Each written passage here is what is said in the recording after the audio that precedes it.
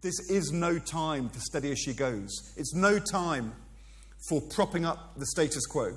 Our country is crying out for real and lasting change, and it is this new Labour generation, from the leadership out across our party, that is now preparing a credible and radical programme for government that I believe can win public trust, and that's what I want to talk to you about today.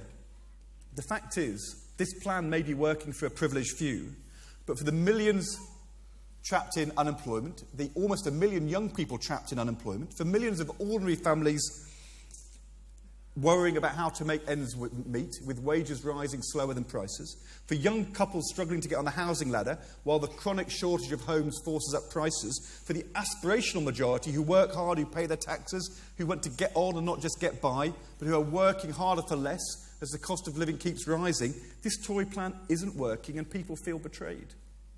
We won't be able to reverse all the spending cuts and tax rises that the Tories have pushed through.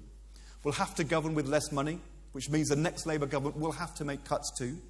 No responsible opposition can make detailed commitments and difficult judgments about what will happen in 2 to 3 years' time without knowing the state of the economy and the public finances will inherit. But we do know we will face difficult choices. When the deficit is still high, when tough times are now set to last well into the next Parliament, when for ordinary families their incomes are falling and the taxes are rising, it cannot be right for David Cameron and George Osborne to have chosen to give the richest people in our country a huge tax cut. That's why, for the next Parliament, the next Labour government will reverse this government's top-rate tax cut so we can finish the job of getting the deficit down fairly. For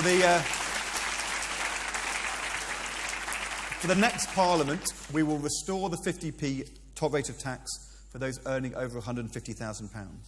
Reversing this unfair tax cut for the richest 1% of people in the country is necessary so that we can cut the deficit in a fair way in the next Parliament.